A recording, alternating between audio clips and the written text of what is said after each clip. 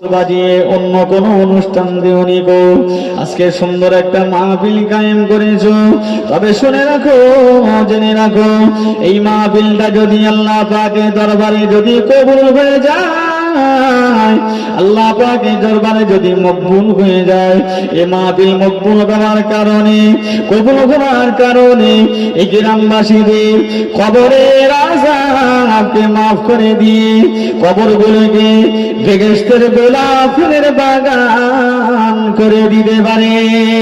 বলুন সুবহানাল্লাহ। ওয়াজ করার সময় হবে না বাপ, আমি ছোট্ট একটা আলোচনা করব, করে আমি সেরে দেবো। ও ছেলেরা, ও যুবকেরা, ও আমার মায়েরা, বোনেরা, বেটিরা, শুনে রাখো, আল্লাহ নবীর পাওয়ার কতটা, আমার নবীর ইজ্জত সম্পর্ক কতটা একটুখানি আপনাকে তুলে ধরি। আমার ভাই অনেক আলোচনা করেছে, আমি আপনাদের কাছে একটুখানি কোরআন শরীফের আয়াত আমি তেলাওয়াত করলাম। ইন্নাল্লাযীনা ক্বালু রাব্বুনাল্লাহু সুম্মা ইসতাকামু তাতানাজ্জালু আলাইহিমুল মালায়েকা। আল্লাহর কোন বান্দা আল্লাহকে এক বলে মেনে নিয়ে বিশ্বাস করে, প্রকৃতপক্ষে যদি বিশ্বাস করে, আল্লাহর উপরে যদি ভরসা রাখে, আস্থা রাখে, আল্লাহ বলে না না, আমি আল্লাহ শুধু নাই, আমার ফেরেশতাদের দিয়ে তোদেরকে রক্ষা করব। বলুন সুবহানাল্লাহ। এই আল্লাহর প্রতি যদি আস্থা রাখা যায়, আল্লাহর প্রতি যদি ভরসা রাখা যায়, তাহলে আল্লাহ নিজে বললেন তাতানাজ্জালু আলাইহিমুল মালায়েকা, আমি আল্লাহ স্বয়ং নয়, আমি তো আছি, আমার ফেরেশতাদের দিয়ে তোদেরও আমি আল্লাহ হেফাজত করব। আর একবার জোরে বলেন সুবহানাল্লাহ। মদিনার মসজিদে নববী শরীফে আল্লাহ নবী বসে আছেন। আমি এবারে ওয়াজটা আমি শুরু করছি, ছোট্ট করে আলোচনা আমি করব। ছেলেরা শুনে রাখো, কলেমাটা কিভাবে পেয়েছো একটুখানি শোনো। আল্লাহ নবী, নূর নবী, সোনার নবী মদিনার মসজিদে নববী শরীফে বসে বসে নবী আমার ওজিফা তেলাওয়াত করছে, লা ইলাহা ইল্লাল্লাহ, লা ইলাহা ইল্লাল্লাহ, আল্লাহ আল্লাহ আল্লাহ আল্লাহ জিকির করছে। আল্লাহ নবী মদিনার মসজিদে নববীতে হুজুর আমার ওজিফা পাঠ করছে। এমত অবস্থায় আমার নবী পাকের কলিজা চেনা সাহাবী হযরত আবু বকর সিদ্দিক রাদিয়াল্লাহু আনহু আমার নবীর সামনে এসে দাঁড়িয়ে বললেন, আসসালামু আলাইকা ইয়া রাসূলুল্লাহ হাবিবাল্লাহ। আল্লাহ নবী সালামের জবাব দিয়ে আবু বকরকে জিজ্ঞাসা করলেন, ও আবু বকর, কি হয়েছে বাবা, কেন তুমি আমার কাছে এমন করে সালাম দাও? আমি রাসূলুল্লাহ তো ওজিফা আমি তেলাওয়াত করছি। হযরত আবু বকর সিদ্দিক রাদিয়াল্লাহু আনহু বললেন, ইয়া রাসূলুল্লাহ হাবিবাল্লাহ, আপনি ওজিফাটা একটুখানি বন্ধ করুন। ওজিফাটা বন্ধ করে মদিনার মসজিদে নববী শরীফের চাতওয়ালে আপনি আসুন। আল্লাহ নবী আবু বকরের কথা মতো ওজিফা বন্ধ করে আল্লাহ নবী মদিনা শরীফে মসজিদে নববীর চাতওয়ালে দাঁড়িয়ে রইলেন। হযরত আবু বকর সিদ্দিক রাদিয়াল্লাহু আনহু আগুনটা বাড়িয়ে দিয়ে দেখাচ্ছেন, ইয়া রাসূলুল্লাহ, ইয়া হাবিবাল্লাহ, হুজুর এই দেখুন 8 থেকে 10 বছরের দুটো ছোট ছোট বালক এসে মদিনার মসজিদে নববী শরীফের আশেপাশে এসে উঁকি মেরে উঁকি মেরে উঁকি মেরে তাকায়। আমি আবু বকর জিজ্ঞাসা করলাম, তোমরা কারা? আমার কাছে গোপন রেখে যে পরিচয়টা আমি একটুখানি পেড়াপেড়ি করলাম। ওই দুটো বাচ্চা বাচ্চা ছেলে আমি আবু বকর আমার কাছে বললেন, আমাদের বাড়ি এটাই নয়, আমাদের ঘর এখানে নয়, আমরা এসেছি সুদূর সিরিয়া থেকে আমরা এসেছি। কেন এসেছো? আব্দুল্লাহর বেটা মুহাম্মাদের সঙ্গে আমরা দুটো বাচ্চা দেখা করতে চাই। এটা আমার প্রথম ওয়াজ, আর এটা আমার শেষ ওয়াজ। আর যদি বলো হুজুর সেরে দাও ইয়া নবী এখনই ছেড়ে দিবা, এখনো কিন্তু ঘুরে দেখো পাঁচানির মানুষেরা রাস্তাঘাটে দাঁড়িয়ে আছে এখন। এমনি উঠে নিয়ে এসো না, সে সময় আমার হবে না বাবা ওয়াজ করা। ও বাবাজি আবু বকর, দুটা ছেলেকে আমার কাছে তুমি ডেকে নিয়ে এসো। হযরত আবু বকর সিদ্দিক রাদিয়াল্লাহু আনহু দুটো বাচ্চা দুটো হাত দুখানা ধরলেন। আল্লাহর নবী সাহাবে আবু বকর ওই বাচ্চা দুটাকে গুটি গুটি পায়ে কাটিয়ে কাটিয়ে এসে আল্লাহর নবীর সামনে দাঁড় করিয়ে দিলেন। আল্লাহর নবী ওই বাচ্চা দুটাকে দুটা পাশে বসালেন। আল্লাহর নবী বসিয়ে জিজ্ঞাসা করলেন, বাবা তোমরা কারা? ইয়া রাসূলুল্লাহ, হাবিবাল্লাহ, আমরা সিরিয়া থেকে এসেছি, আমরা মদিনার কোনো ছেলে নয়, আমরা মক্কার কোনো বালক নয়, আমাদের ঘরে সিরিয়ায়। আল্লাহ নবী বললেন, তোমরা কি মুসলমানের ঘরের ছেলে?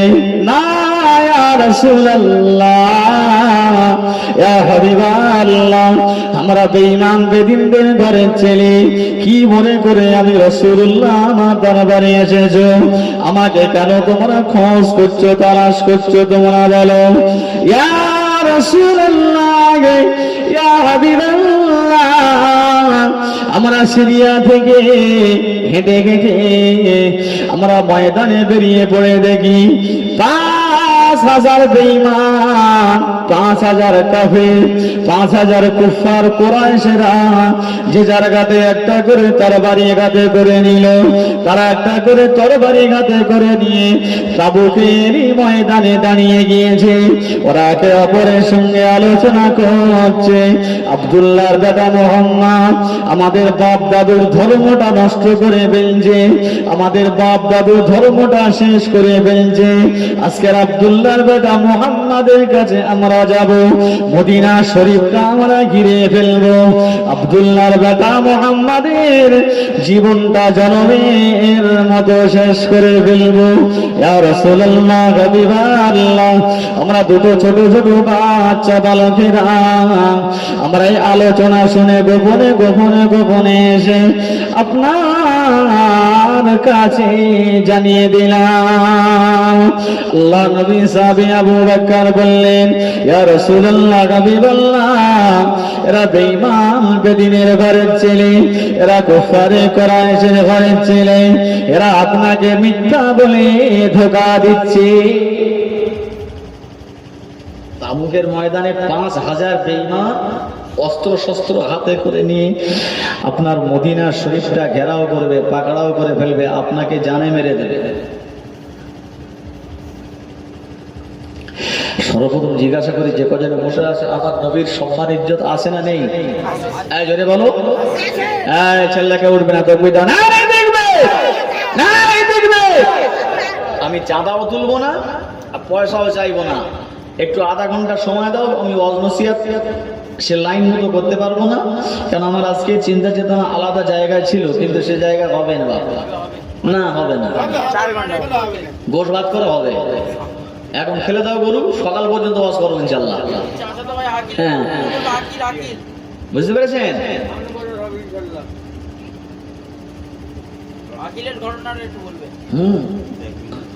সব ঘটনা বলতে বলতে ফজরের আযান দিয়ে দেবে বাবা। আবু বকর বললেন, ইয়া রাসূলুল্লাহ, হাবিবাল্লাহ, এরা বেঈমানের ঘরের ছেলেরা, এরা আপনাকে এসে বিভ্রান্ত করছে, আপনি এদের কথা মেনে নিলেন, বিশ্বাস করলেন? আল্লাহ নবী বললেন, আবু বকর, এরা তো 8 থেকে 10 বছরের বালক, হতেও পারে তো এটা সত্য, হতে পারে তো এটাও সত্য। আল্লাহ নবী বলছেন, আবু বকর, একটা রাস্তা হোক। কি পন্থা বের করা হবে? নবী বললেন, আবু বকর, এখান থেকে এই দুটো বাচ্চা এখানে বসে থাক, আর আমি রাসূলুল্লাহ মদিনা শরীফ থেকে যে কোনো একটা ব্যক্তিকে আমি ওই তাবুকের ময়দান পর্যন্ত আমি পাঠাবো। কথাটা ঠিক না ভুল? বিষয়টা সঠিক না বেঠিক? আবু বকর হুজুর বলছেন, কথাটা আপনার যে মত, কথাটা ঠিক আছে।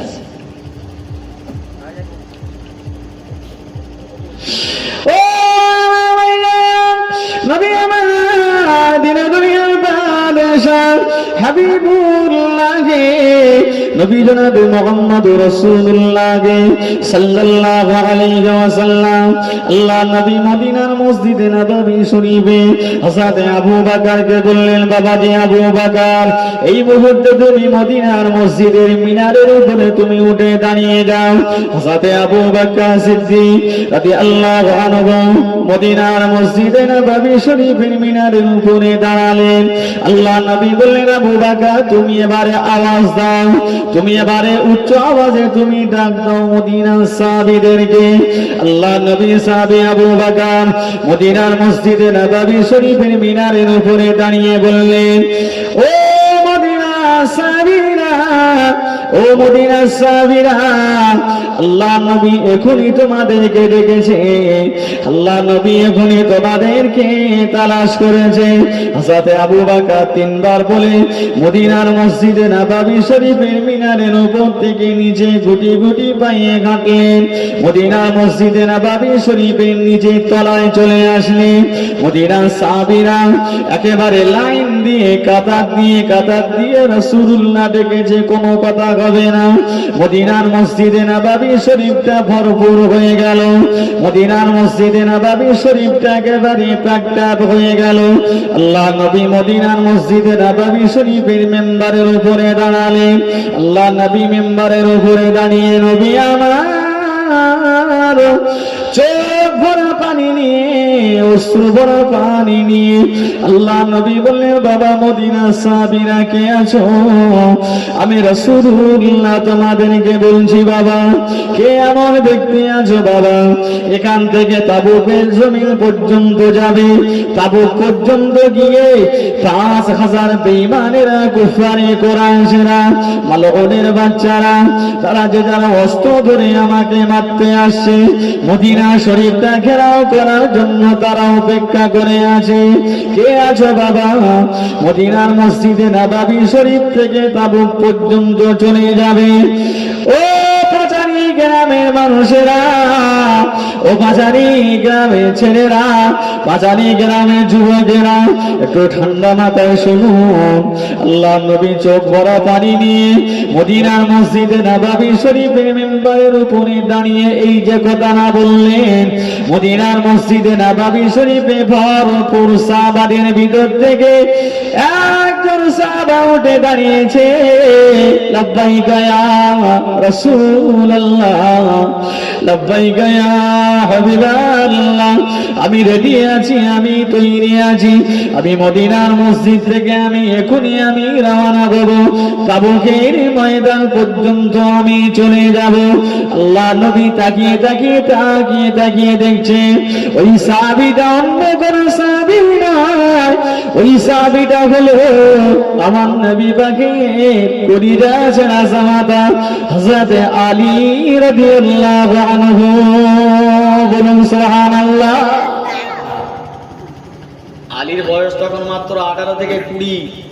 ক বছর বললাম বাবা? 18 থেকে 20। এই ওয়াজ করতে অনেক সময় লাগবে, বুঝতে পেরেছো?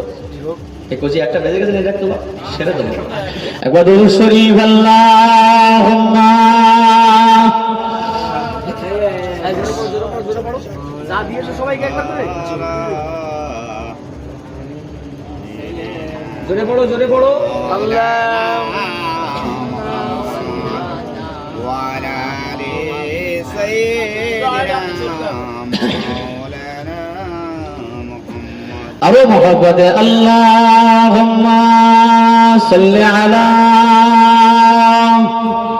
সাইয়্যিদিনা মাওলানা ওয়া আলা আলি সাইয়্যিদিনা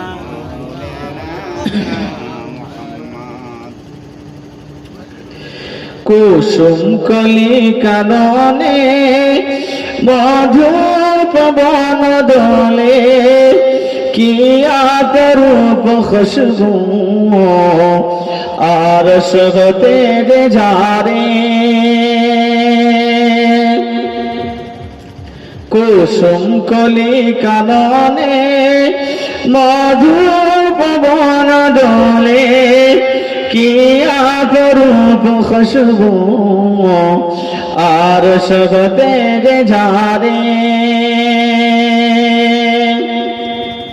মা আমিনার কোলে পূর্ণিমার চাঁদ দোলে আল্লাহর হাবিবি এলো খুশিতে সব দুলে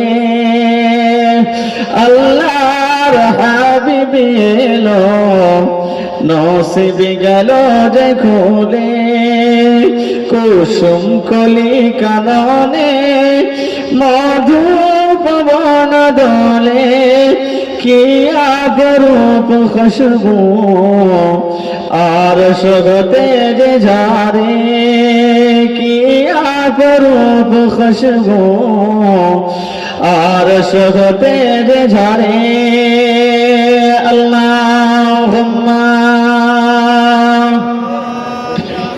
سيدنا مولانا محمد وعلى آله سيدنا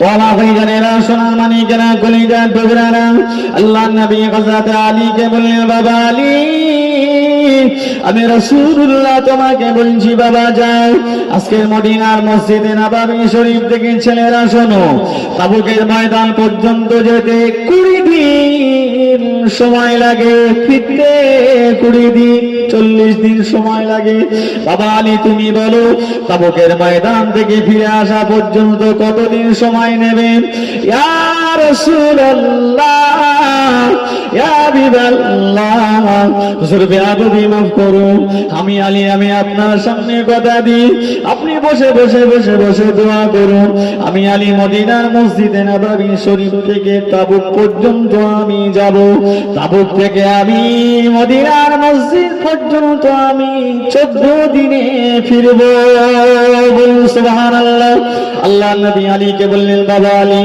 একা তুমি যেও না বাবা সফরে একা জীবনে কোনোদিন যাবে না আল্লাহ নবী বললেন সফরে যখন বের হবে দুজনে একসঙ্গে বের হবে দুজনে বের হওয়াটা হলো সুন্নাত কেননা রাস্তাঘাটে বিপদ আপদ বলা মুসিবত হতে পারে সাইডে তোমার সঙ্গে যদি একজন কেউ যদি তাকে অনেকটা সহযোগিতা পাওয়া যায় এজন্য আল্লাহ নবী বললেন সফরে যখন বের হবে দুইজনে হযরত আলী রাদিয়াল্লাহু তাআলা মদিনার মসজিদে নববী শরীফ থেকে হুজুর আমার বের হচ্ছে আল্লাহ নবী বললেন আলী তুমি বলে 18 বছরের যুবক তুমি বলে 20 বছরের যুবক তোমার সঙ্গে আমি কারে দেব কাকে তুমি নেবে আল্লাহ নবী বললেন আল্লাহ হযরত আলী বললেন ইয়া রাসূলুল্লাহ হাবিবাল্লাহ হুজুর বেয়াদবি মাফ করুন আপনি যাকে আমার সঙ্গে পাঠাবেন সেই আমার সঙ্গে যাবে আল্লাহ নবী মদিনার মসজিদে নববী শরীফ থেকে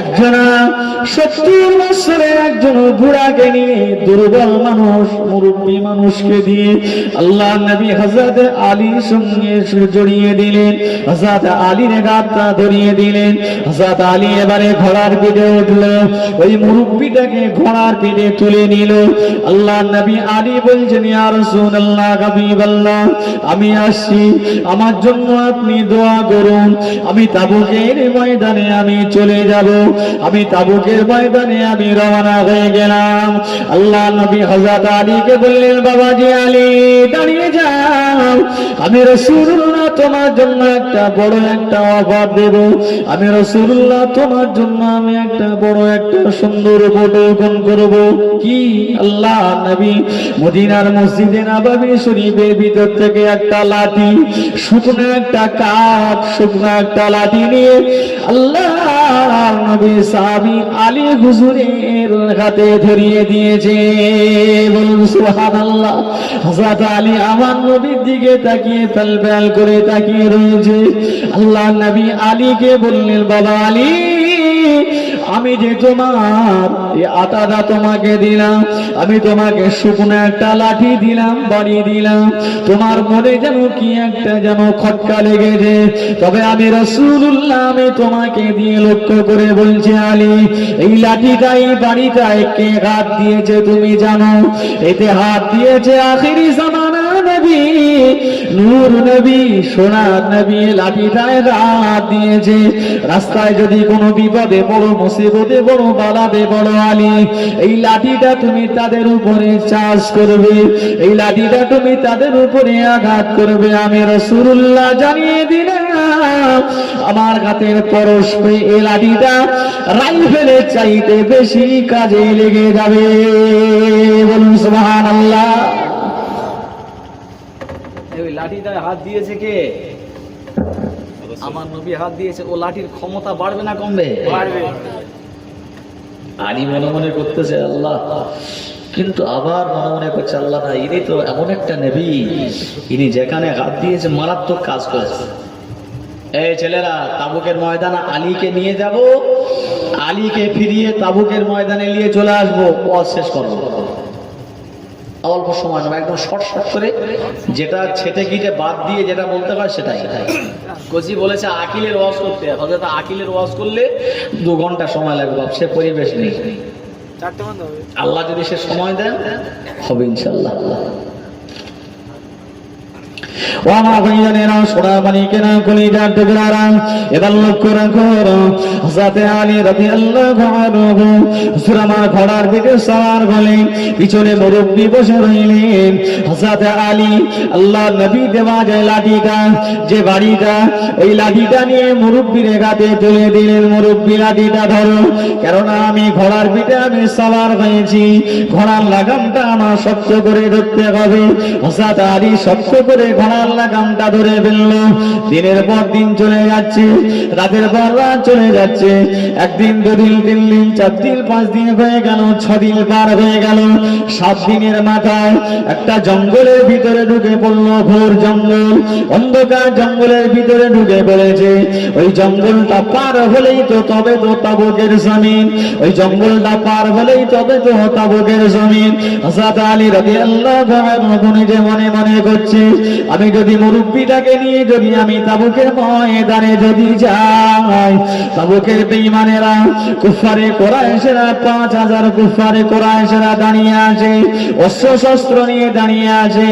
আমি আলী যদি আমার উপরে যদি আঘাত করার চেষ্টা করে, আমি আলী মোকাবেলা করব, এতে কোনো আপত্তি হবে না। কিন্তু আমার মুরব্বি যদি সেই জায়গায় যদি পড়ে যায়, আমার মুরব্বি ভাইয়ের বিপদ হয়ে যাবে, মুসিবত হয়ে যাবে। হযরত আলী রাদিয়াল্লাহু আনহু ঘর থেকে নেমে আঙ্গা জঙ্গলের ভিতরে নেমে পড়ল।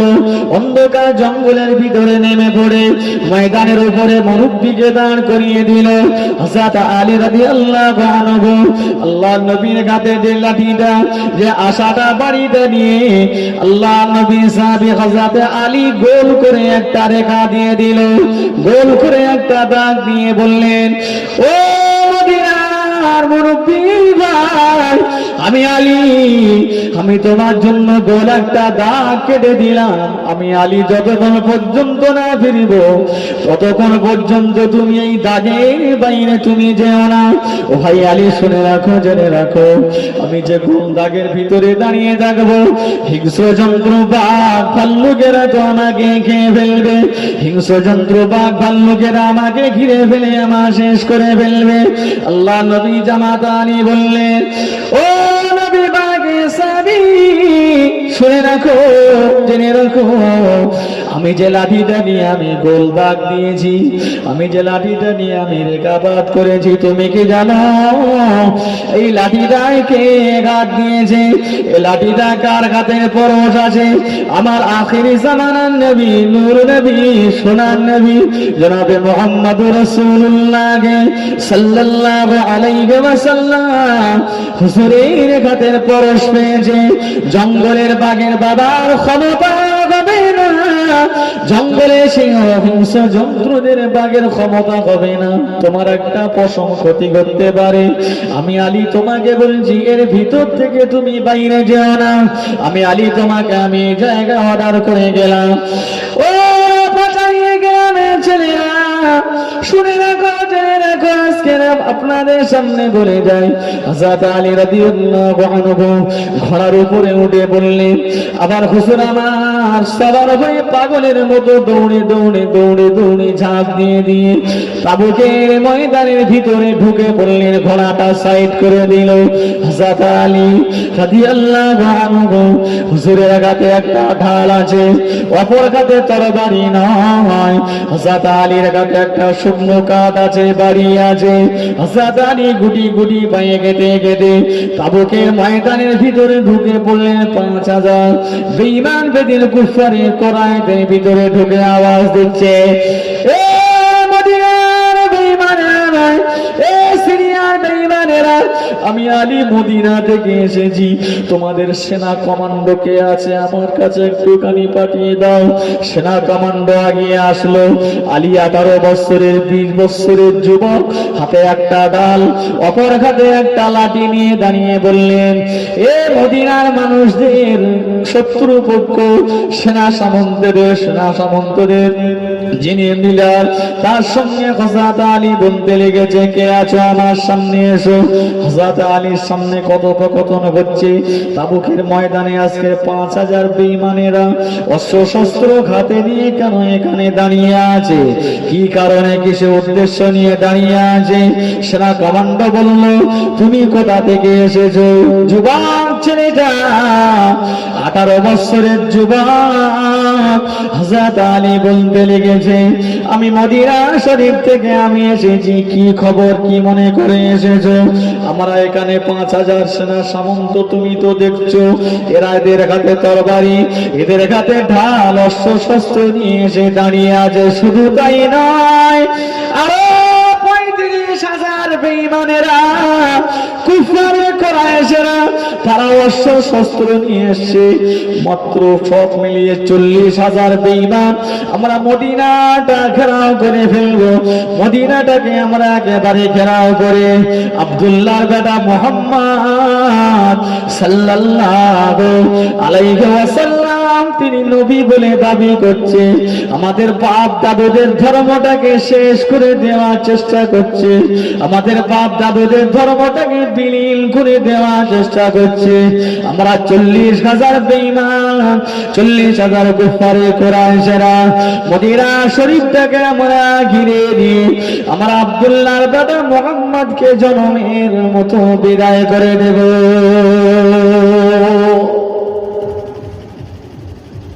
কার সামনে বলছে বাবা? এই যুবকটার নাম কি? কি নাম বললাম মনে আছে? এই কি নাম ছেলেরা? আলী। আলীকে দেখছো না? কেন দেখুন, এখন তো মোবাইলে হয়তো আলীকে দেখাচ্ছে তো নাকি? মোবাইলে দেখায় না, হয়তো আলীকে দেখাচ্ছে, হয়তো ইমাম হুসাইন হুজুরকে দেখাচ্ছে, হয়তো উমারকে দেখাচ্ছে, সব দেখায়নি। আচ্ছা, ওই যে মোবাইলে যেগুলো দেখাচ্ছে ওগুলো কি প্রকৃত আমার নবী পাকের সাহাবীরা কি? না, একটু মনে করিয়ে দেওয়ার জন্য দেখাচ্ছে, তাই না? হযরত আলী বললেন, এই তোরা 5000 দাঁড়িয়ে আছে, আরো 35,000 আছে। বলছে হ্যাঁ, আরো 35,000 তারা আসছে। মোট এখানে জমায়েত হবো 40,000।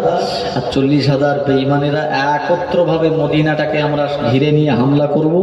আমাদের হাত থেকে আব্দুল্লাহর বেটা মুহাম্মদ আর একটু বলে এদিক ওদিক হতে পারবে না, ওকে জনমের মতো শেষ করব। আচ্ছা, 40,000, সর্বপ্রথম আপনাদের ইমানটাকে দেখি। 40,000 বেঈমানেরা যে মদিনাটা ঘেরাও করবে, করে যে শেষ করবে আমার নবী পাকের, আচ্ছা বলুন তো, ওই 40,000 বেঈমানেরা আমার নবীকে শেষ করতে পারবে মনে হয়? না। পারবে? পারবে না? কি বলো, তোমাদের ইমানটা খুব জোর দেখতে পাচ্ছি তো, মাথা খারাপ। পারবে না বা?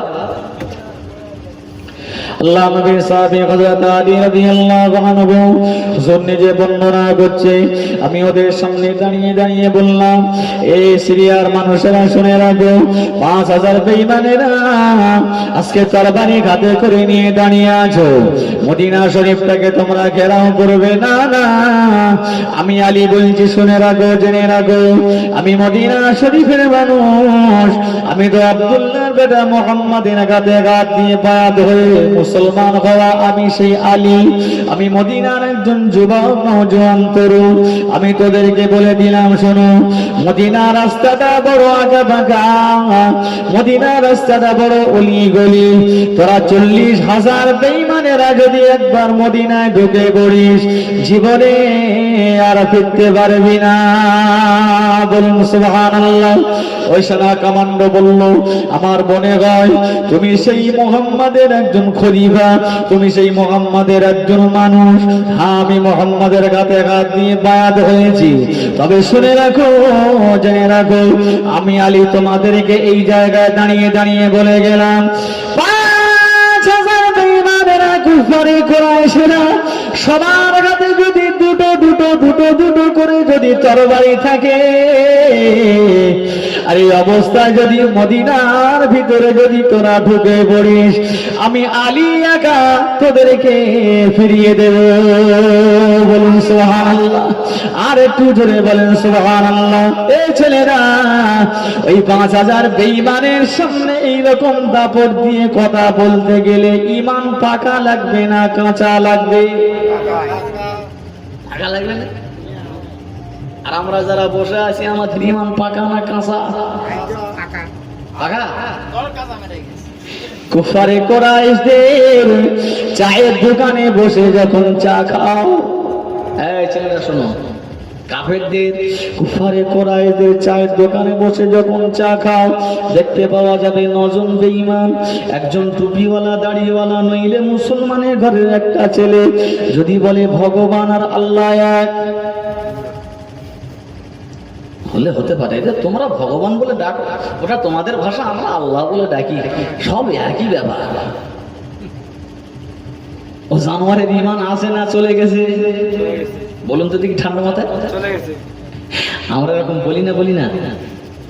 আমি জানি এখানে যে তর্ক করি 9 জন কষিয়ে দেবে, আমার এমন কষানো কষাবে চা খাওয়া 7 মিনিটে ছেড়ে দেবে। ভোগে বাবা ওর থেকে গামিলদের কথা বলে সরে যাই, তোমরা ভগবান বলো, আমরা আল্লাহ বলি, সবই একই ব্যাপার, ওটা কোনো ব্যাপার না। আর হযরত আলী বলছে 5,000 বেঈমান তাদের সামনে দাঁড়িয়ে কথা বলছে, যদি একবার মদিনায় যদি ঢুকে পড়িস, আমি আলী যদি বেঁচে থাকি, তোদের 5,000 বেঈমানকে আমি আলী কিছু মনে করব না, আমি আলী তোদেরকে আমি ফিরিয়ে দেব। সেনা কমান্ডো বলছে, বাবা শোনো, কি হয়েছে, তুমি এমন মাথাটা গরম করো কেন?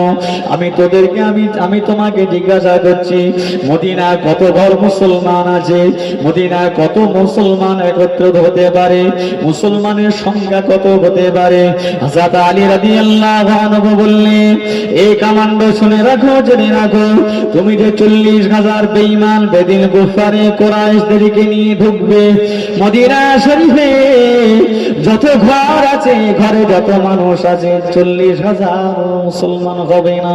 হযরত আলী রাদিয়াল্লাহু আনহু দাঁড়িয়ে আছে, কমান্ডো ওই সময় দাঁড়িয়ে বলল, শুনে রাখো, জেনে রাখো, আমি তোমাকে বলছি, আমার 5,000 বেঈমান কুফারে কুরাইশদের হাতে তরবারি, এরা মদিনায় ঢুকলে তুমি আক্রমণ করবে, আমি জানি, তুমি একাই এদেরকে ফিরিয়ে দেবে, তুমি সাহস নিয়ে বলছো, তবে আমি সেনা কমান্ডো বলছি, আজকে তুমি এত দূর সাহস নিয়ে তুমি কথা বলো, আজকে তুমি এমন করে বুক ছাতি ফুলিয়ে তুমি কথা বলো, আমি এখনই যদি হুকুম দেই, এই তাবুকের ময়দানে 5,000 বেঈমান চতুর্দিক থেকে তোমাকে মেরে দুখণ্ডিত করে দেবে, চুরমার করে দেবে, বরবাদ করে দেবে, তুমি জনমের মতো বিদায় নিয়ে চলে যাবে।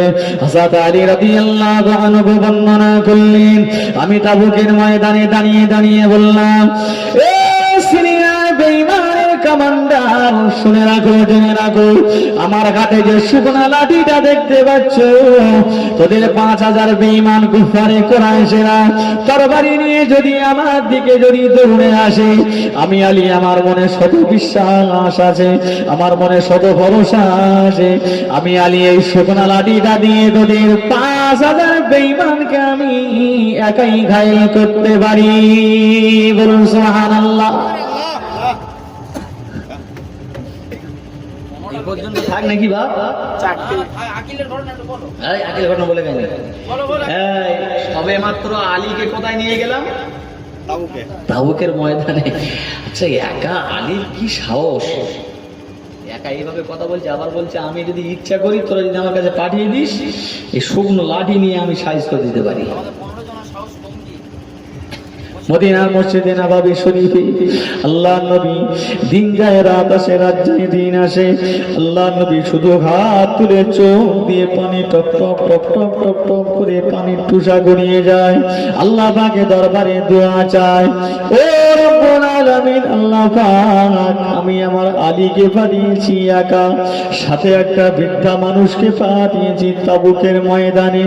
আমার আলী বড় গরম মানুষ, আমার আলী হলো আসাদুল্লাহিল গালিব, আল্লাহর বিজয়ী সিংহ। যদিও আমি আমার আলীকে আমি একা ছেড়ে দিলাম, আমার আলীকে আমি একা ছেড়ে দিলাম ময়দানে, তাবুকের ময়দানে আমি ছেড়ে দিলাম।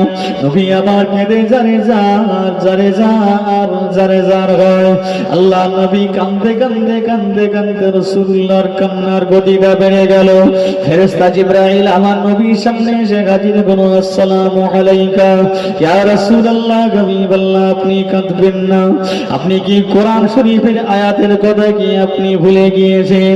ইন্নাল্লাযীনা ক্বালু রাব্বুনাল্লাহু সুম্মা ইসতাকামু তাতানাজ্জালু আলাইহিমুল মালায়েকা। আপনার কোন বান্দা বান্দি যখন আল্লাহকে এক মনে মেনে বিশ্বাস করে, আল্লাহর উপরে ভরসা রাখে, আল্লাহর উপরে তাওয়াক্কুল লাগে, আল্লাহ পাক নিজে তাদেরকে সহযোগী হয় না, আল্লাহ নিজে ইচ্ছা করে ফেরেশতাদেরকে আল্লাহ পাক তাকে হেফাজত করে। বলুন সুবহানাল্লাহ। ইয়া রাসূলুল্লাহ, ইয়া হাবিবাল্লাহ, আমি জিবরাইল এই মুহূর্তে আমি তাবুকের ময়দান থেকে ফিরলাম। আপনার আলী যা দুঃসাহস লাগিয়েছে, কমান্ডার সামনে যা বক্তব্য রেখেছে, আমার মনে হয় ওরা মদিনা শরীফে আর ঢুকবে না। আপনার আলী একাই যথেষ্ট হয়ে গিয়েছে তাবুকের ময়দানে। হযরত আলী এবারে ঘোড়ার পিঠে উঠতে যাবে। কমান্ডোকে বললে, কমান্ডো শুনে রাখো, জেনে রাখো, তোমরা যে 40,000 বেঈমান কুফারে কুরাইশদেরকে নিয়ে মদিনা শরীফে তোমরা আক্রমণ করতে যাবে, আমি আলী নওজোয়ান যুবক 18 বছরের ছেলে, আমি তোমাদেরকে শেষ কথা বলে গেলাম। জানে যদি বাঁচতে চাও, জীবনে যদি বাঁচতে চাও, আমি আলী তোদেরকে বলছি মদিনা শরীফে পা দিবি না। জীবনে যদি মরে যেতে চাও, জীবনে যদি শহীদ হতে যেতে চাও, আমি আলী আমি তোদেরকে বলছি তোরা মদিনা শরীফের দিকে তুমি রওনা দেবে। এই বলে হযরত আলী রাদিয়াল্লাহু তাআলা আনহু হুজুর আমার ঘোড়ার উপরে সওয়ার হলেন। হযরত আলী ঘোড়ার উপরে উঠে আস্তে আস্তে হুজুর আমার ঘোড়াটা ছেড়ে দিলেন। চাবুক দিয়ে হুজুর আমার ঘোড়াটা লাগাম ধরে টান দিয়েছে। জঙ্গলের ভিতরে সেই রাস্তা ধরেছে, যে রাস্তায় ওই মুরব্বী বয়সী মুরব্বী 70 বছরের বুড়া, 70 বছরের অসহায় মানুষটাকে রেখেছে। ওই মানুষটাকে সঙ্গে করে নিয়ে মদিনার দিকে রওনা দেবে। এ বাজানি যুবকেরা, ছেলেরা, বাচ্চারা, মুরব্বিয়ান গণেরা, শুনে রাখো, জেনে রাখো, হযরত আলী রাদিয়াল্লাহু আনহু বর্ণনা করলেন, আমি দেখতে পাই দূর থেকে ওই বুড়াটা সেখানে চুপ মেরে বসে আছে। কয়েকগুলো বাঘ, হিংস্র জন্তু জানোয়ারেরা, বাঘ, ভাল্লুকেরা, সিংহরা ওই মুরব্বি চতুর্দিকটা গোল করে ঘিরে বসে আছে। বলুন সুবহানাল্লাহ। হযরত আলী রাদিয়াল্লাহু আনহু হুজুর আমার ঘোড়াটাকে থামিয়ে দিয়ে আল্লাহর নবী লাঠি মোবারক দেওয়াটা, ওই লাঠিটা নিয়ে ওই সিংহ, বাঘ, ভাল্লুকেদের দিকে যেই না উঁচু করলেন, সঙ্গে সঙ্গে বাঘ, ভাল্লুকেরা, সিংহরা যে যার জঙ্গলের ভিতরে ঢুকে পড়ল। হযরত আলী ওই মুরব্বির গাঁটখানা ধরে বাইরে বের হয়ে হযরত আলী বললেন, ভাই বড় দুঃখ নিও না, মনে কষ্ট নিও না, ভয় খেয়ে গিয়েছো ভাই, ডর হয়েছে তোমায় নাকি? হ্যাঁ ভাই, প্রথমে আমার ভয় হয়ে গিয়েছিল, তারপরে আমি দেখি জঙ্গলের বাঘ ভাল্লুকেরা আমার চতুর্দিক থেকে গোল করে ঘিরে নিয়ে দাঁড়িয়ে দাঁড়িয়ে একটা বাঘের জবান আল্লাহ খুলে দিয়ে বললেন, মুরব্বী ভয় কেউ না, মুরব্বী ভয় কেউ না, ডর কেউ না। এই যে দাগটা তোমাকে যে দেওয়া আছে, আমাদের জঙ্গলে যত বাঘ আছে, ভাল্লুক আছে, হরিণ আছে, সিংহ আছে, আমাদের বাবার ক্ষমতা নাই ওই দাগের ভিতর থেকে গিয়ে তোমাকে আক্রমণ করতে পারি। বলুন সুবহানাল্লাহ, আর একটু জোরে বলেন সুবহানাল্লাহ। হযরত আলী হুজুর ওই মুরব্বির হাতখানা ধরে টেনে বের করেছে, বাবা টেনে বের করে ঘোড়ার পিঠে সওয়ার হয়ে হযরত আলী ঘোড়াটা ছুটিয়ে দিয়েছে। যেতে লেগেছে 7 দিন। কদিন বললাম? মদিনা শরীফ থেকে তাবুকের ময়দান পর্যন্ত সময় লেগেছে 7 দিন। আর 7 দিনের পরে হযরত আলী ফিরছে কোথায়? মদিনা শরীফের জমিনে। এই ছেলেরা, যুবকেরা শোনো, রাসূল বলেছেন এখান থেকে সুস্থ মানুষ যদি ঘোড় সওয়ার হয়, মদিনা শরীফ থেকে 20 দিন সময় লাগে তাবুকের ময়দানে যেতে, আর 20 দিন সময় সেখান থেকে ফিরতে লাগে মোট 40 দিন। আর হযরত আলী বললেন আমি যাব কদিনে? 7 দিনে যাব, আর 7 দিনে আমি ফিরে আসবো ইনশাআল্লাহ। নিয়ে যাবার মালিক কে? আল্লাহ। দুর্বল ঘোড়া, দুর্বল উট এক এক সময় যখন দেখবেন সবল হয়, জলদি ছোটে, পাগলের মতো ছোটে। এই ক্ষমতার মালিক কে? জোরে বলেন। আর আলী জানে আমাকে পাঠাচ্ছে আখেরি জামানার নবী, আর আমার নবী এখান থেকে পাঠাচ্ছে মানে আল্লাহর মদদ আমি আলী আমার সঙ্গে আছে। 14 দিনের মাথায় নবী আমার মদিনার মসজিদে নববী শরীফে আল্লাহর নবী নামাজটা আদায় করে মুনাজাত করতে লাগলেন। আল্লাহ পাক আমার আলী 14 দিনের সময় দিয়েছে, আমার আলী 14 দিনের টাইম দিয়েছে, আল্লাহ এখনো কেন পৌঁছাচ্ছে না? আল্লাহর নবী মুনাজাত শেষ করে দিয়ে নবী আমার মদিনার মসজিদে নববী শরীফ থেকে নিচে নেমে দেখছে আমার নবী পাকের যুবক সাহাবী আলী পিছনে মুরব্বী সাহাবীকে বসিয়ে নিয়ে পাগলের মতো উড়ে উড়ে উড়ে উড়ে এসে আল্লাহর নবীর সামনে ঘোড়াটা দাঁড় করিয়ে দিয়েছে। বলুন সুবহানাল্লাহ, আর একটু জোরে বলেন সুবহানাল্লাহ। আল্লাহর নবী কাঁদতে লেগেছে, চোখে পানি নিয়ে দৌড়ে দৌড়ে গিয়ে আলীর বুকের ভিতরে জড়িয়ে ধরেছে। আলী খবর কি বলেন? বাবা আলী কি খবর? তাবুকের ময়দানের খবর। জি ইয়া রাসূলুল্লাহ, হাবিবাল্লাহ, এই দুটো বাচ্চা ছেলে যা বলেছিলেন সত্য বলেছে। 5000 রেডি হয়ে দাঁড়িয়ে আছে, 35,000 আবার রেডি হয়ে আসছে, মোট 40,000। আমি আলী আমি তাদেরকে হুমকি দিয়ে এসেছি, আমি আলী আমি তাদেরকে হুইপ জারি করে দিয়েছি, বাঁচতে যদি চাস মদিনায় আসবি না, আর যদি বাঁচতে যদি না চাস তাহলে মদিনার জমিনে তোরা ঢুকে পড়বি। আল্লাহ নবী আলীকে জড়িয়ে ধরে বললেন, বাবা আলী এত বড় সাহস নিয়ে তুমি কি করে বললে? বাবা বেঈমান কুফারে কুরাইশরা তোমাকে তো মেরে দিতে পারতেন, চতুর্দিক থেকে তোমাকে তো তীর মেরে তরবারি মেরে শেষ করে দিতে পারতেন। ইয়া রাসূলুল্লাহ,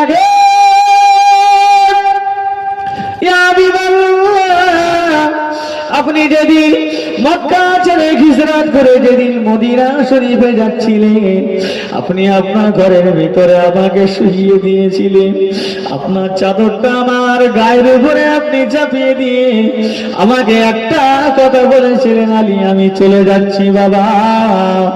সকাল হয়ে গেল, এই নাও 20 টাকা, এই নাও 50 টাকা, এই নাও সোনা, এই নাও দানা, এই নাও মুক্তা, এমন কিছু সব কিছু আমাকে বুঝিয়ে বুঝিয়ে বলেছেন। বাবা আলী সকালবেলা উঠে অমুকের টাকা, অমুকের সোনা, অমুকের দানা, অমুকের মুদ্রা তুমি তাদের কাছে বন্টন করে দেবে। কেন জানো? আমি রহমাতুল লিল আলামিন, আমি দেশ ছেড়ে চলে যাচ্ছি। বাবা আলী তুমি এগুলো সকালে তুমি বন্টন করে দেবে। ইয়া রাসূলুল্লাহ, ইয়া হাবিবাল্লাহ, আমি আলী আমার সেদিনে মনে হয়েছিল আল্লাহ নবী আমাকে বলেছে সকালবেলা বন্টন করে দিতে, হাজারো বেঈমান যদি ঘরটা ঘিরে ফেলে ঘরের ভিতরে যদি ঢোকে, আমি আলীকে আল্লাহ মওত দেবে না। বলুন সুবহানাল্লাহ। আর একটু জোরে বলেন সুবহানাল্লাহ। ইয়া রাসূলুল্লাহ গে,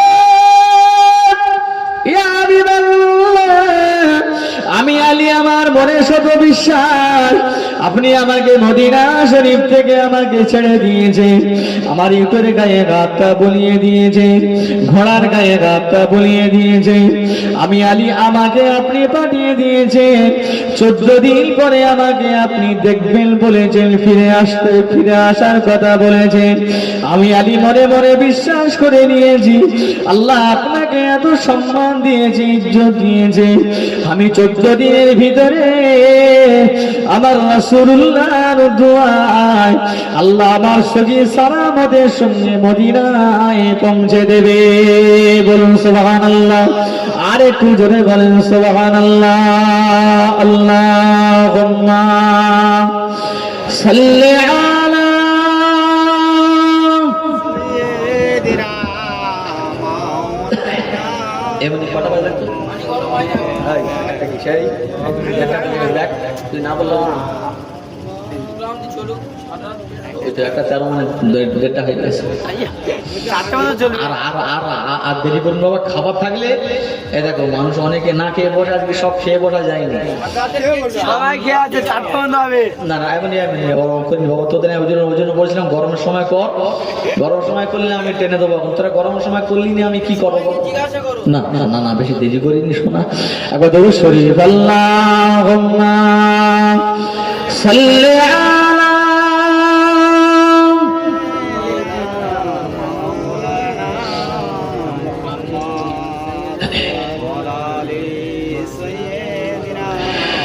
অজু করে আয়না মোর সোনা ময়না, অজু করে আয়না মোর সোনা ময়না, শেখাবো কোরআন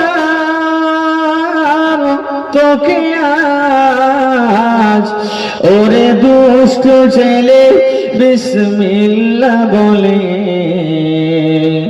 আরবি সুরে তুলবি আওয়াজ, অজু করে আয়না মোর সোনা ময়না, শেখাবো কোরআন তোকে আজ, ওরে দুষ্ট ছেলে বিসমিল্লাহ বলে আরবি সুরে তুলবি আওয়াজ, আরবি সুরে তুলবি আওয়াজ।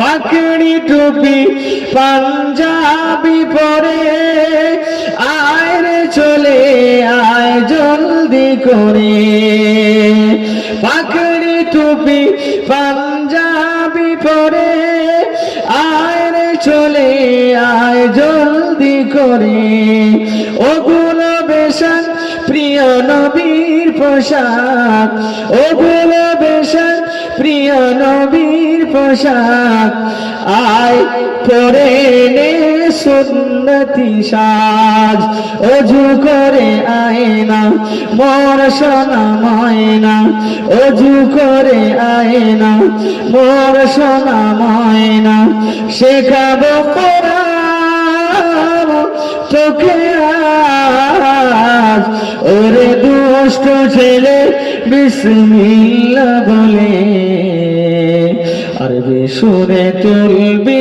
আওয়াজ, আরবি সুরে তুলবি আওয়াজ। আল্লাহুম্মা সাল্লি আলা سيدنا مولانا وعلى آل سيدنا مولانا। আমার সোনার মানিকেরা এই কচির আবার চা আনতিস কেন শোনা? এই আপনারা সবাই ভাত খেয়ে বসছেন কি? আর ভাই ভাত খেয়েছেন? ভাত খেয়েছেন? হ্যাঁ হ্যাঁ তাহলে আমি এখন কিছু খাইনি, কি হবে? তোমরা উঠে গেলে হবে কি করে? কেউ উঠবে না, বাস্তব দাও না রে, দেখবে দেখবে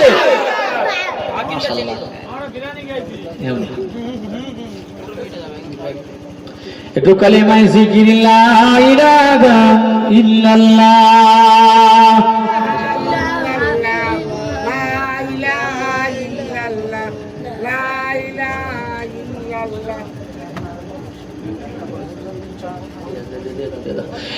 কালিমায় জিকির লা ইলাহা ইল্লাল্লাহ। এই জোরে পড়ো, জোরে পড়ো, কি হলো?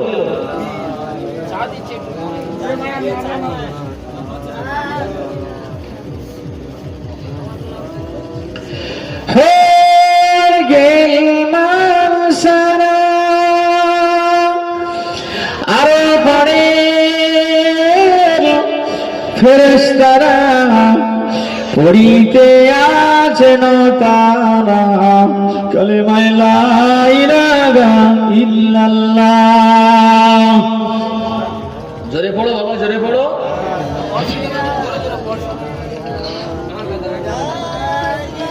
লা ইলাহা ইল্লাল্লাহ মুহাম্মাদুর রাসূলুল্লাহ।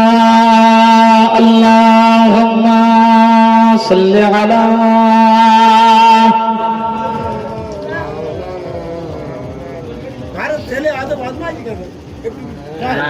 ঠান্ডার সময় গরম করতে গরমে সর্দি গরমি আবার ঠান্ডা ঠান্ডা সময় গরম করছে।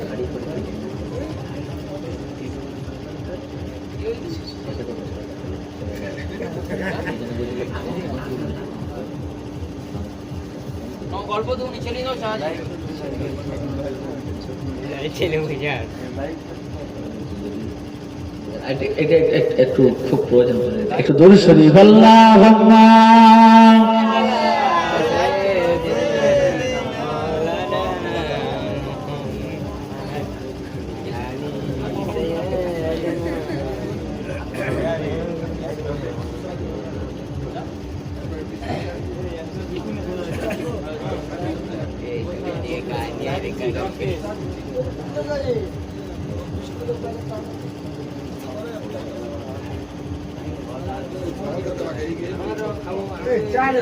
পৌঁছে দিয়ে আসতে হবে। এই করছে, চলে যাচ্ছ কেন? শোনা জানি বাবা। বাহ বাহ, দরুদ শরীফ। আল্লাহুম্মা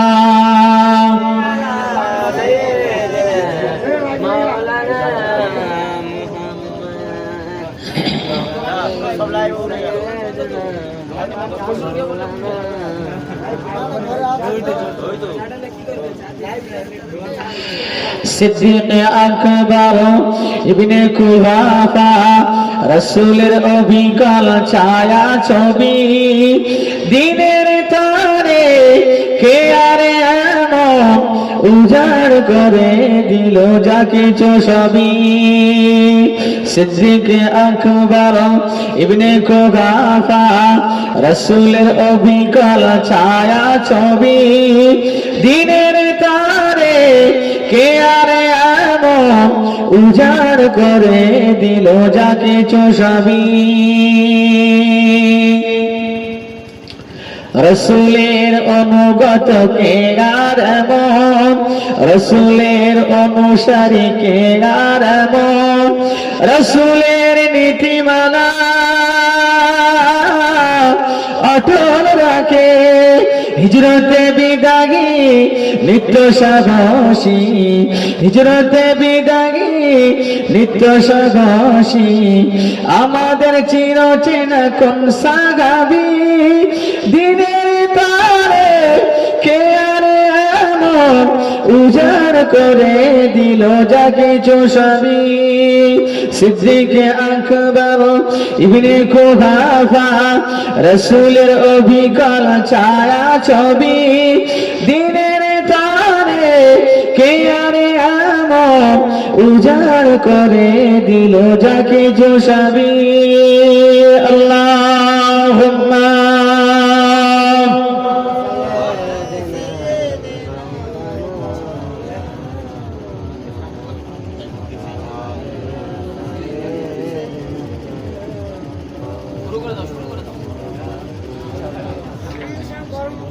এ বাবা ছেলেরা, আমি কি বলছি, আর আধা ঘন্টা আপনাদের অনুরোধে আমি আধা ঘন্টা যাবে। এই পরিস্থিতিতে ওয়াজ বাড়ানো ঠিক না, বুঝতে পারোনি? বেশি সময় দেওয়া যাবে না, অল্প সময় আলোচনা করব। আর আধা ঘন্টা শোনো, আধা ঘন্টা আলোচনা করব। আধা ঘন্টার ভিতরে আলোচনা করার আগে আমি একটা কথা জিজ্ঞাসা করি, যদি পারো যুবকেরা, তাহলে আমি একটুখানি আলোচনা করব। সেটা হলো এই আগামী কালকের থেকে 5 ওয়াক্তের নামাজ পড়তে হবে।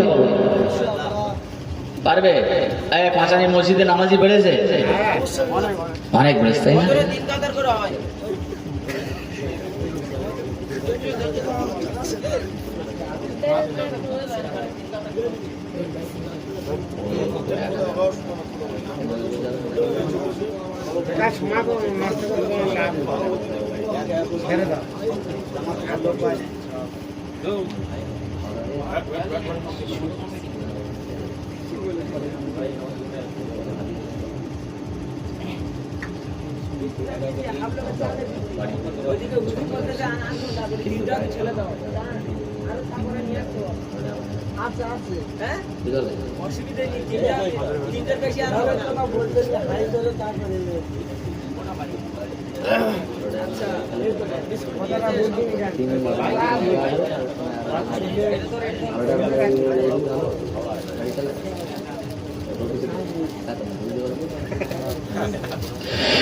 শরীফ আল্লাহুম্মা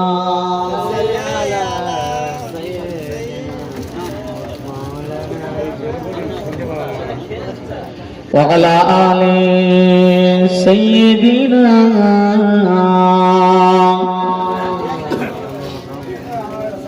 চা খেয়ে না, তারপর করবো। চা খেয়ে না, ওই চা দিচ্ছ, বিস্কুট দিচ্ছ, কি হয়েছে?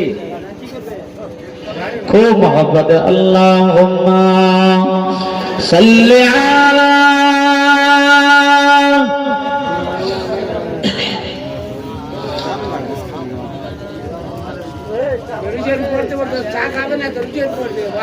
চাটা খেয়ে নিলে তো ওয়াজের একটা মনস্কামনা থাকবে না, হলে ওয়াজ মনস্কামনা থাকবে না। যে আপনি একটা গজল ফাঁসি গিয়ে একটা গজল। আমার ভাইজানেরা, সোনা মানিকেরা, কলিজা ডোগরারা,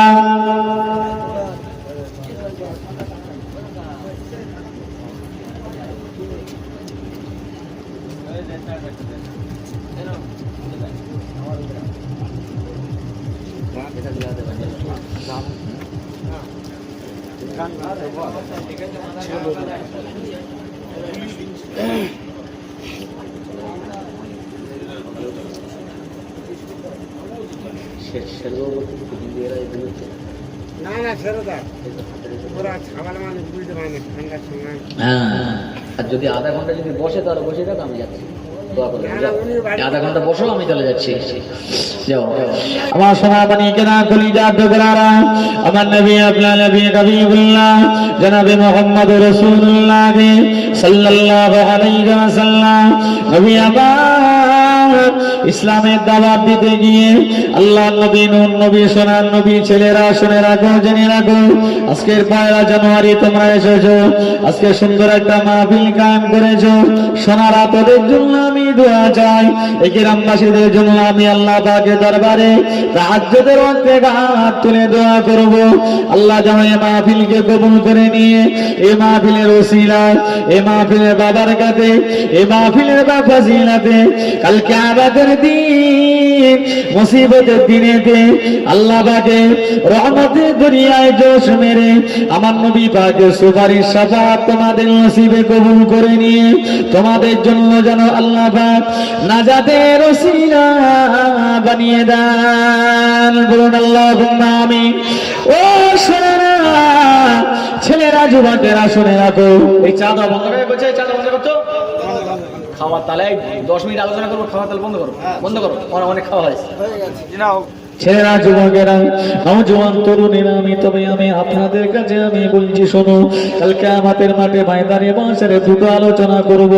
কিয়ামতের মাঠে ময়দানে মাশারে আল্লাহ নবী বললেন, ও বাবা সাহাবীরা শুনে রাখো, জেনে রাখো, কিয়ামতের মাঠে ময়দানে মাশারে কঠিন মানুষ, কঠিন দিনেতে লক্ষ লক্ষ কোটি কোটি মানুষের সামনে আল্লাহ পাকের দরবারে সবচাইতে সম্মানীয় মানুষ কে হবে তোমরা কি জানো? সবচাইতে উৎকৃষ্টবান মানুষ কে হবে তোমরা কি জানো?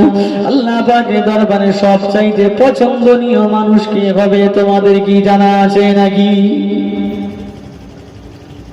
বলুন তো দেখি, কিয়ামতের মাঠে কঠিন দিনেতে কোটি কোটি মানুষের সামনে আল্লাহ পাকের দরবারে সবচাইতে পছন্দনীয় মানুষ, আল্লাহ পাকের কাছাকাছির মানুষ, মহাব্বতের ভালো মানুষ কে হবে?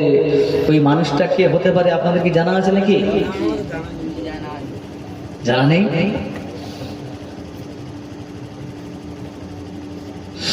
ও শুনে রাখো, জেনে রাখো, নামাজ পড়ে কপাল কালো করে ফেলেছো, রোজা করে শরীরগুলো দুর্বল করে ফেলেছো, টাকা আছে, আপনি 5 বার হজ করেছি, গ্রামের মানুষ আপনাকে হাজী বলে ডাকে, গ্রামের মানুষ আপনাকে নামাজি বলে ডাকে, গ্রামের মানুষ আপনাকে একটা রোজাদার বলে ডাকে। দেখতে পাবেন মাকাল ফল বলে একটা ফল আছে, ওই ফলটাকে দেখলে মনে হবে যেন কাঁচা খেয়ে ফেলি, এত সুন্দর চাগারা দেখলে মনে হবে যেন কয়েকটা যেন খেয়ে ফেলি। কিন্তু মাকাল ফল দেখতে সুন্দর হলেও, দেখতে লাবণ্য হলেও, ওই ফলটা যখন কাটবে ভিতরে দেখতে পাবেন বিড়ালের পায়খানার চাইতে আরো খারাপ। আপনার খেতে মন চাইবে না, আপনি ওর দিকে ফিরে তাকাবে না। আপনি নামাজ পড়েছেন বলে লাট সাহেব হয়ে গিয়েছেন না, আপনি কিয়ামতের মাঠে ময়দানে হাশরে আপনি আল্লাহ পাকের দরবারে পছন্দনীয় হতে পারেন না। আপনি রোজা করেছেন বলে পছন্দনীয় হতে পারেন না, আপনি হজ করেছেন বলে পছন্দনীয় হতে পারেন না, আপনার মাথা থেকে পা পর্যন্ত একেবারে লাবণ্য নয়, মাকাল ফলের মতো আপনার রূপ চেহারা, আপনার সব কিছু, নামাজ আছে, রোজা আছে, তাসবিহ আছে, তেলাওয়াত আছে, মুরাকাবা আছে, মুশাহাদা আছে, হজ আছে, সব আছে, আপনি মাকাল ফলের মতো কিন্তু দেখতে পাওয়া যায়। সমাজে এমন অনেক নামাজি, অনেক হাজি আছে, অনেক রোজাদার আছে, নামাজ পড়ে, রোজা রাখে, হজ করে, তাসবিহ দেবে, ভিতরটা কিন্তু নোংরায় ভরপুর হয়ে আছে। আছে না নেই? আমি বর্ণনা করলে ওয়াজ ফজরের আজান পর্যন্ত ওয়াজ করতে পারবো ইনশাআল্লাহ, আল্লাহ পাকের দয়া। জি হোক। কিন্তু আমি আলোচনাটা অনেকটা দূরে রাখছি, একটু লক্ষ্য রাখো।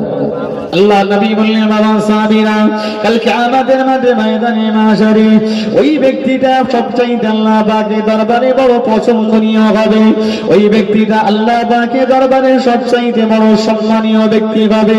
কোন ব্যক্তিটাকে তোমরা চেনো? এই ছেলেরা শুনে রাখো, জেনে রাখো, নামাজ তুমি আজকের পড়ুনি, আমি দোয়া করি আগামীতে নামাজ পড়বে, রোজা রাখতে পারোনি, আগামীতে রোজা রাখবে, আমি দোয়া করি।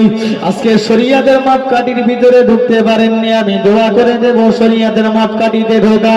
তবে মনে রাখো, জেনে রাখো, এ বাজানি যুবকেরা, জেনে না বাচ্চারা, একটুখানি ঠান্ডা মাথায় শোনো, নবী আমার দিন দুনিয়ার বাদশাহ হাবিবুল্লাহ নবী জনাবে মুহাম্মদুর রাসূলুল্লাহ সাল্লাল্লাহু আলাইহি ওয়াসাল্লাম হুজুর বর্ণনা করলেন, কোন মুসলমান ঈমান আনার পরে, কলেমা পড়ে নেবার পরে, কোন মুসলমানের কথার দ্বারাই যদি কোন মুসলমান যদি কষ্ট পায়, কোন মুসলমানের ব্যবহারের দ্বারাই মুসলমান যদি আঘাত পায়, মুসলমান যদি বেদনা পায়, কোন মুসলমানের আচার আচরণের কারণে, কথাবার্তার কারণে, চলাফেরার কারণে, চাল চলন আখলাক তাবান্দুনের কারণে কোন মুসলমানের চোখের পানি যদি গড়িয়ে যায়, আল্লাহ নবী বললেন ওই ব্যক্তিটা ঠিকানা জাহান্নামী হবে, ওই ব্যক্তিটা কিয়ামতের মাঠে ময়দানে মাশারে আল্লাহ পাকের দরবারে সবচাইতে ঘৃণাতম ব্যক্তি হবে।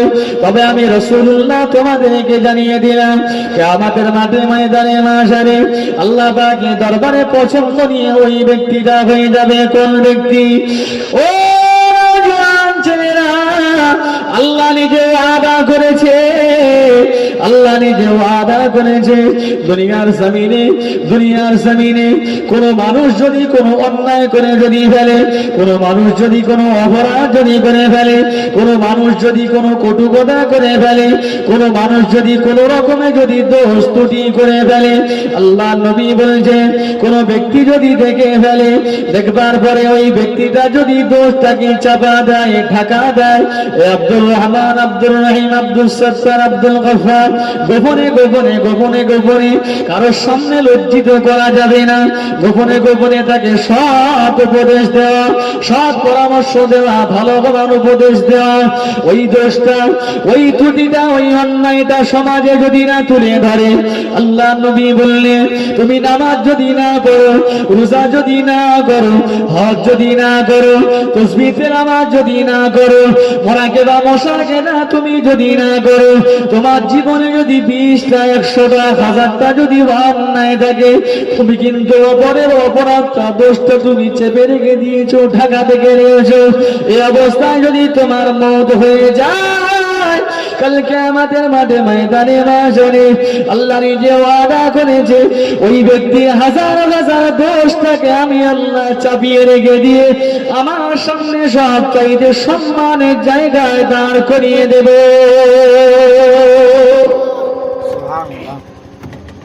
বুঝে এসছে কি বলেছি? চা দোকানের সমালোচনা, মিষ্টি দোকানের সমালোচনা, সব তো সমালোচনা চলে, এতটুকু কিছু দেখলে পরে উপায় আছে?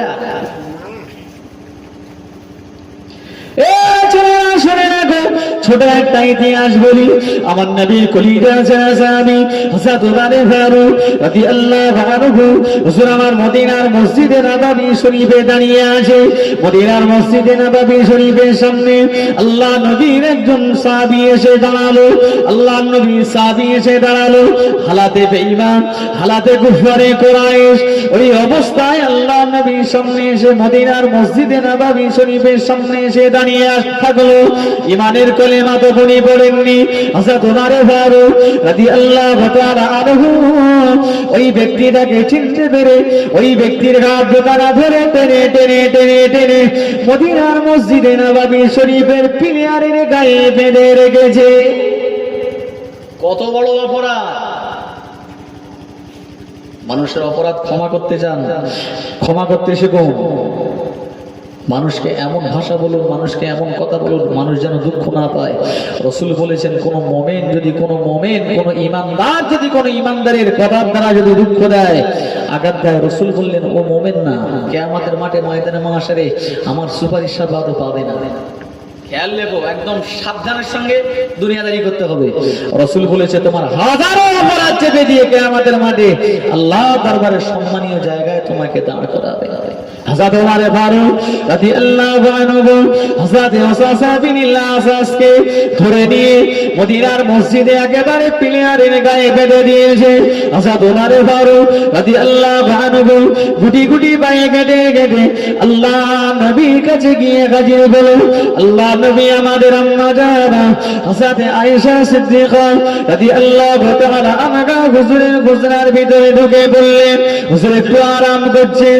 হযরত ওমর ফারুক বাইরে থেকে আওয়াজ দিল, আসসালামু আলাইকা ইয়া রাসূলুল্লাহ, হাবিবাল্লাহ, আমি ওমর এসেছি, আপনার সঙ্গে দুটো কথা আছে।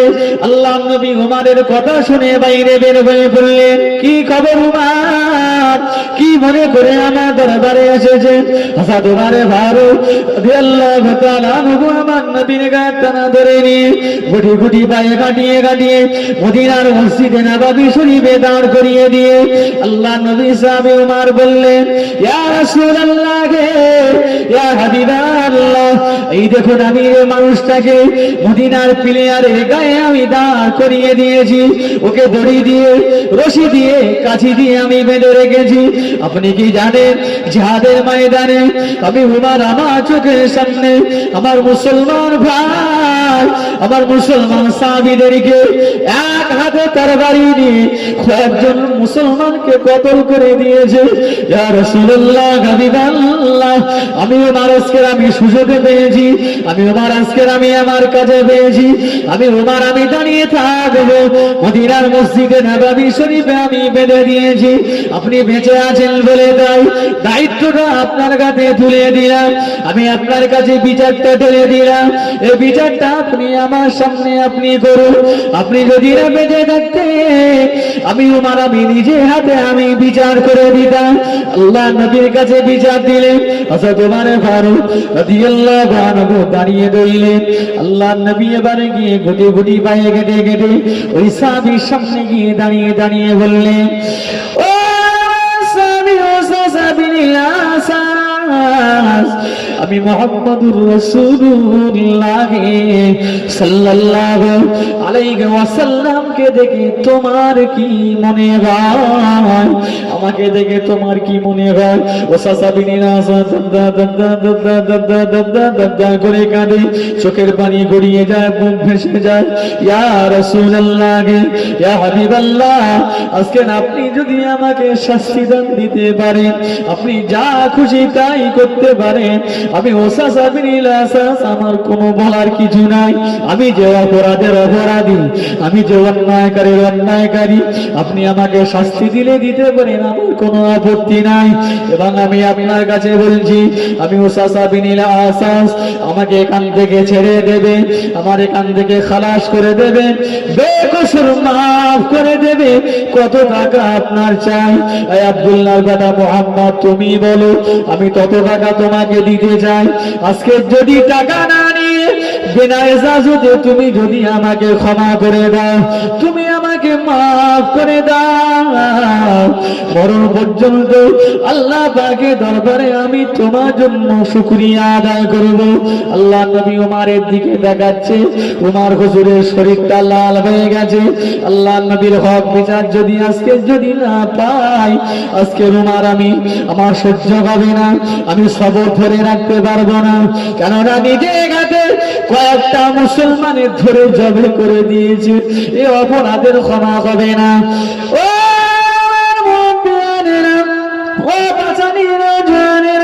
তরুণেরা, মানুষকে ক্ষমা করতে শিখুন, মানুষের মহব্বতের নজরে দেখতে থাকুন, মানুষকে ভালোবাসার নজরে দেখতে থাকুন।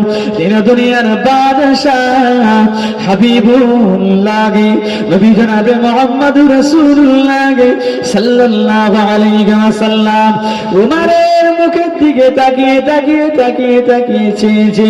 উমরের মুখের দিকে মুচকে হেসে বললেন, বাবা উমর, আমি রাসূলুল্লাহ তোমাকে হুকুম করছি, এই মুহূর্তে আমার এই কলিজা ছাড়া সাহাবী এখন ঈমান না পড়লে পরে ওসাসা বিন আসাসের হাতে বাঁধা দড়িগুলা, পায়ে বাঁধা দড়িগুলা তুমি গুটি গুটি গুটি গুটি গুটি গুটি ভাবে ছাড়িয়ে দাও। বলুন সুবহানাল্লাহ। আর একটু জোরে বলেন সুবহানাল্লাহ। এই অপরাধ ছোট না বড়? বিরাট ইতিহাস। সরল করে জিজ্ঞাসা করি,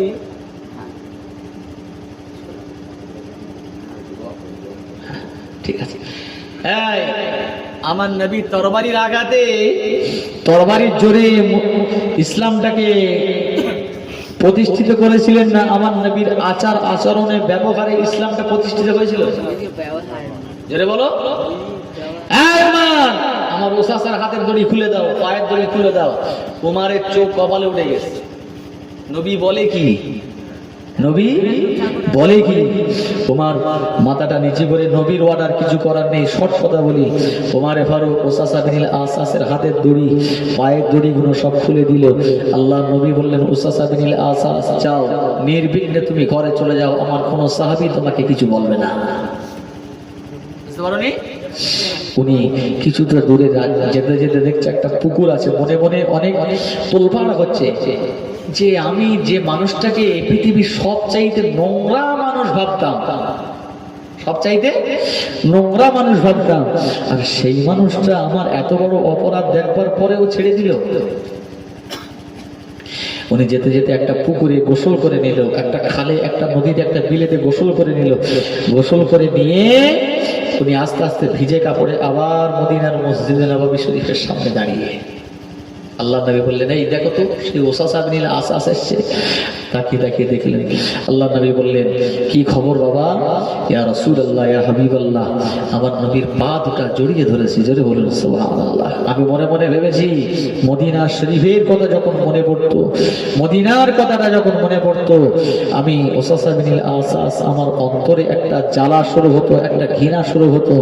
কিন্তু আমি জানি, এখন আমি বুঝতে পেরেছি, মদিনার মতো নেক শহর, মদিনার মতো পবিত্র শহর পৃথিবীতে আর দ্বিতীয় নেই। যদি বলুন সুবহানাল্লাহ। ইয়া রাসূলুল্লাহ, আপনার কথা যখন মনে হতো, আমার মনে একটা এত রাগ হতো, এত ক্রোধ হতো। আমি আপনার কথা মনে পড়লে আমি যে কি করি কি না করি ঠিক রাখতে পারিনি। কিন্তু আমি আপনার সামনে দাঁড়িয়ে মদিনার মসজিদকে সাক্ষী রেখে, আমার আল্লাহকে সাক্ষী রেখে আমি বলছি, আপনার মতো মহৎ মানুষ পৃথিবীতে আর কেউ নেই। জোরে বলুন সুবহানাল্লাহ। ইয়া রাসূলুল্লাহ, হাবিবাল্লাহ, আপনার ইসলাম ধর্মটাকে যখন শুনতাম, জানতাম, আমার মনে ঘৃণা জন্মাতো। কিন্তু আমি মদিনার মসজিদে নববী শরীফের সামনে দাঁড়িয়ে দাঁড়িয়ে বলছি, পৃথিবীতে যত ধর্ম আছে, ইসলাম ধর্মের মতো দ্বিতীয় আর কোনো ধর্ম নেই। জোরে বলুন সুবহানাল্লাহ। এই ইসলাম ধর্মের ভিতরে এত দয়া, এত মায়া, এত মুহাব্বত, এত ভালোবাসা আর দ্বিতীয় কোন ধর্মে আছে বলে আমার জানা নেই। আমি ওসাসা বিন আসাস আমি নিজে হাতে কয়েকটা খুন করে দিলাম। আপনার সাহাবীরা দেখেছে, তারপরেও আমাকে হাতে পেয়েছে, মদিনার মসজিদের প্লেয়ারের গায়ে বেঁধেছে, আপনার কাছে বিচার দিয়েছে।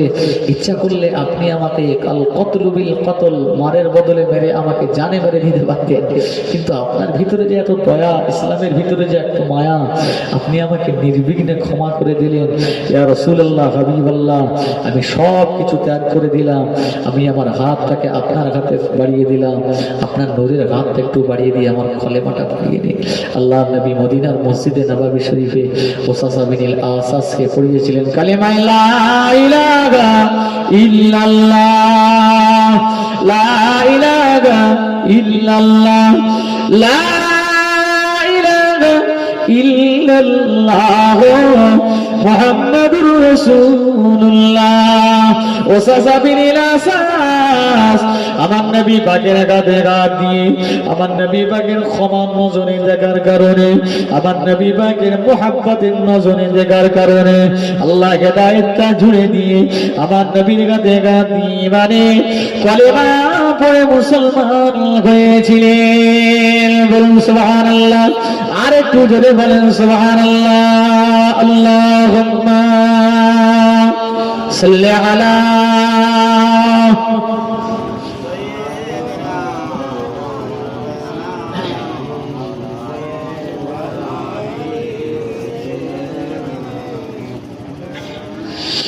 তুমি শরীকিহীন, তুমি মহান,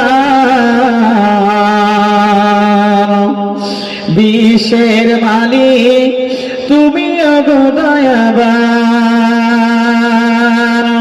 তুমি শরীকিহীন, তুমি মহান, বিশ্বের মালিক তুমি দয়াবান। তোমার বান্দারা তোমায় ভুলে সুপথ দাঁড়ায় কুপথে চলে। তোমার বান্দারা তোমায় ভুলে সুপথ দাঁড়ায় কুপথে চলে। চালাও তোমার পথে ওগো মহিয়ান, বিশ্বের মালিক তুমি ওগো দয়াবান।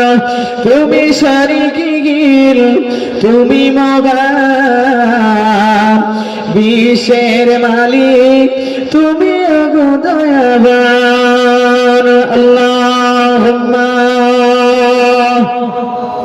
সাল্লি আলা সাইয়্যিদিনা মাওলানা মুহাম্মদ ওয়া আলা সাইয়্যিদিনা মাওলানা। এখনো সত্তার তুমি, এখনো গফফার, হাসরের দিনে তুমি হইবে কাগার। এখনো সত্তার তুমি, এখনো গফফার, হাসরের দিনে তুমি হইবে হইবে কাগার, সেই দিনে নিয়ে তুমি সত্য প্রমাণ,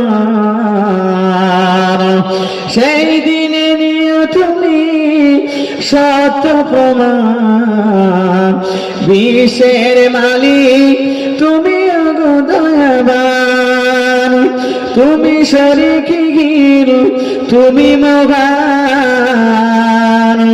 বিশ্বের মালিক তুমি গো দয়াবান। আল্লাহুম্মা সাল্লি আলা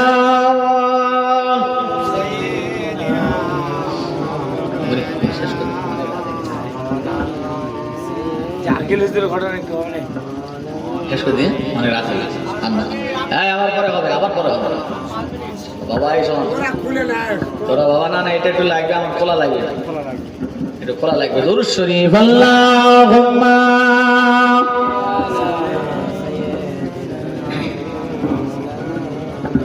দুটো তো বাইরে চলে যাবে না, ওই না এখন বাজে না বাজে না, গায়ে গায়ে চলে গেল। না গায়ে গায়ে চলে যাক এটা উড়ে বেড়া যাবে আসলে দুটো দাঁড়াই সালাম পাঠ করি, দোয়া দানি করতে করতে দেখবেন দুটো পার হয়ে ঘড়ি কাটা ভেঙে গেছে। ও খাই খাই মিটিং একটু উঠে দাঁড়ান, একটু